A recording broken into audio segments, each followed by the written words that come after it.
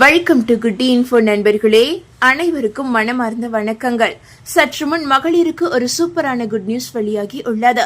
இந்த குட் நியூஸை தொடர்ந்து கூட்டுறவு வங்கிகளில் நகைக்கடன்கள் தள்ளுபடி செய்யப்படுமா என்ற எதிர்பார்ப்பு தற்போது மக்களிடையே மேலோங்கி உள்ளது. இது குறித்த குட் நியூஸ் வருமா என்ற எதிர்பார்ப்பு தான் இப்போது அதிகமாக பேசப்பட்டு வருகிறது. அதாவது நமது தமிழக அரசு பெண்களுக்காக கிட்டத்தட்ட 193 கோடி நிதியை ஒதுக்கி அசத்தி உள்ளது.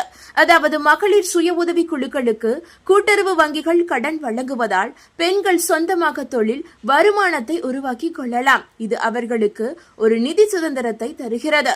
சமூக மற்றும் பொருளாதார வளர்ச்சியில் அவர்கள் பங்கேற்க வாய்ப்பும் கிடைக்கிறது. இப்படிப்பட்ட சூழலில் ஒரு முக்கிய அறிவிப்பு ஒன்று வெளியாகி உள்ளது. அதன்படி தமிழகத்தில் கிராமப்புற மற்றும் நகரப்புற பெண்களின் பொருளாதார முன்னேற்றத்திற்கு தூணாக இருப்பவை மகளிர் சுய உதவி குழுக்கள்.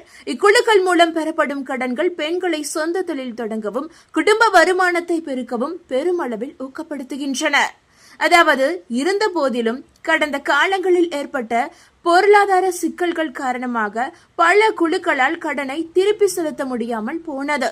இது பெண்களிடையே பெரும் மன உளைச்சலையும் வாழ்வாதார போராட்டத்தையும் உருவாக்கி இருந்தது. பெண்களின் இந்த இக்கட்டான நிலையை உணர்ந்து 2021 சட்டமன்ற தேர்தல் சமயத்தில் திமுக ஒரு முக்கிய வாக்குறுதியை அளித்தது. அதாவது கூட்டுறவு வங்கிகளில் வழங்கப்பட்ட மகளிர் சுய உதவி குழு கடன் தள்ளுபடி செய்யப்படும் என்பதே அந்த அறிவிப்பு. ஆட்சி பொறுப்பேற்றதும் சொன்னபடியே 2021 மார்ச் 31 நிலவரப்படி நிலுவையில் இருந்த 1.1 லட்சம் மகளிர் குழுக்களைச் சேர்ந்த 10.56 லட்சம் பெண்களின் கடன்களை தள்ளுபடி செய்ய அரசு உத்தரவிட்டது. இதன் மொத்த மதிப்பு சுமார் ரூபாய் 2674 கோடியாகும். அதாவது அசல் மற்றும் வட்டியை சேர்த்து இவ்வளவு தொகை.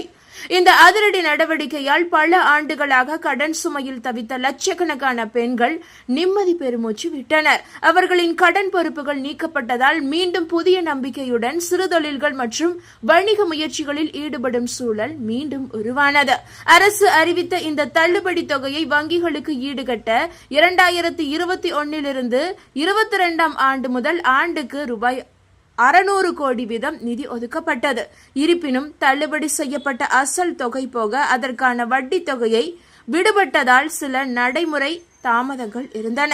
கூட்டுறவுத்துறை சார்பாக தள்ளுபடி செய்யப்பட்ட கடன்களுக்கான வட்டி தொகையை வழங்குமாறு அரசிடம் தொடர்ந்து வலியுறுத்தப்பட்டு வந்தது. தமிழக அரசு இதனை ஏற்று தற்போது 2025 ஏப்ரல் 30 வரைக்குமான 7% வட்டி தொகை ரூபாய் 193 கோடி 68 லட்சத்தை அரசு அதிரடியாக விடுவித்து உள்ளது. இதனுடன் அசல் தொகையான ரூபாய் 2118 கோடியே 85 லட்சத்தையும் சேர்த்து அனைத்து மாவட்ட மத்திய கூட்டுறவு வங்கிகள் மூலம் தொடக்க கூட்டுறவு கடன் சங்கங்களுக்கு வழங்க அரசு உத்தரவிட்டு உள்ளது. அரசின் இந்த முடிவால் கூட்டுறவு வங்கிகளின் நிதிநிலை தற்போது பலப்படுத்தப்பட்டு உள்ளது. இந்த நிதி விடுவிப்பு குறித்து வங்கி அதிகாரிகள் கூறும்போது, அரசிடமிருந்து வரவேண்டிய வட்டி மற்றும் அசல் தொகை முழுமையாக கிடைத்துள்ளதால் இனி மகளிர் குழுக்கள், விவசாயிகள் மற்றும் சிறுதொழில் முனைவோருக்கு எவ்வித தடையும் இன்றி புதிய கடன்களை வழங்க முடியும் என தெரிவித்து உள்ளனர். இது பெண்களின் நிதி சுதந்திரத்தை உறுதி செய்வதோடு சமூக மேம்பாட்டிற்கும் வழிவகுக்கும் என்றே சொல்லலாம்.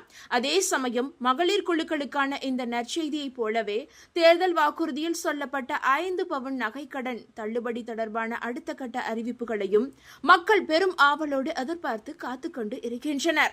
தற்போதைய இந்த வட்டி மானிய விடுவிப்பு கூட்டுறவுத்துறையில் அடுத்தடுத்த சுப செய்திகள் வருவதற்கான ஒரு முன்னோட்டமாகவே பார்க்கப்படுகிறது.